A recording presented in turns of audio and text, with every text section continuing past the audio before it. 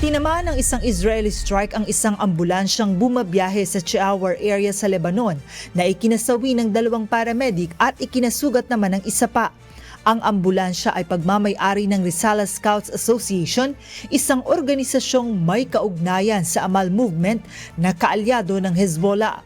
Mariing kinundina ng Ministry of Health ng Lebanon ang pag-atake at inakusahan ng Israel ng hindi paggalang sa international humanitarian law na nagbibigay ng espesyal na proteksyon sa mga healthcare worker at medical vehicles sa panahon ng digmaan. Ayon pa sa ministry, umaabot na sa mahigit 128 paramedic at healthcare workers ang nasawi sa mga pag-atake sa Lebanon sa loob lamang ng nakalipas na 3 buwan.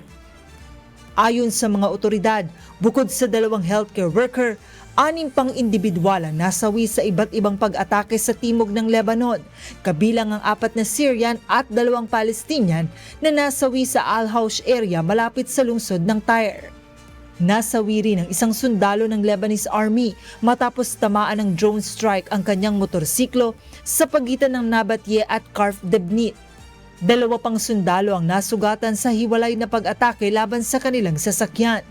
Samantala, inianunsyo ng Israeli military na napigilan nilang isang drone at 2 projectile na tumawid mula sa Lebanon patungo sa hilagang Israel. Pagkatapos nito, inako ng Hezbollah ang pananagutan sa pagpapalipad ng mga rocket laban sa isang grupo ng mga sundalong Israeli. Ayon sa Hezbollah, ginawa nila ito bilang tugon sa patuloy umanong paglabag ng Israel sa bahagyang tigil putukan na pinagkasunduan noong Lunes. Sa kabila ng mga paglabag, patuloy ang pag-uusap ng mga opisyal ng Israel at Lebanon sa Washington upang palakasin ang kasunduan sa tigil putukan.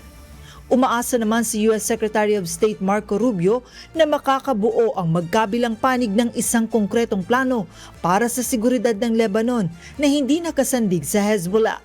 Ngunit sa kabila ng mga diplomatikong pagsisikap, nagbabala si Israeli Prime Minister Benjamin Netanyahu na magpapatuloy ang kanilang kampanya laban sa Hezbollah. מיגון זה תוספת לביטחון. זה לא המרכיב של הביטחון, זה לא היסוד של הביטחון, אבל זה תוספת לביטחון במאבק הגדול שאנחנו עושים נגד חיזבאללה, ואנחנו גם נצליח בו. אנחנו גם נפתור את בעיית הרחפנים, טובי המוחות בעם ישראל. Iginiit din ni Netanyahu na palalakasin pa ng kanilang pamahalaan ng mga komunidad sa hilagang Israel na madalas tamaan ng mga rocket at drone attack. וגם מחוץ למדינת ישראל מגויסים כרגע לפרויקט לאומי.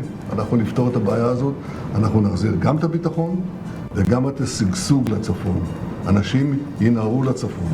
אנחנו שמים פה כסף גדול מאוד. Sa kasalukuyan, nananatiling marupok ang tigil putukan sa pagitan ng Israel at Hezbollah habang patuloy ang pagdami ng bilang ng mga sibilyang nasasawi sa sagupaan ng magkabilang panig. Joanna Nano, humahataw sa balita ngayon.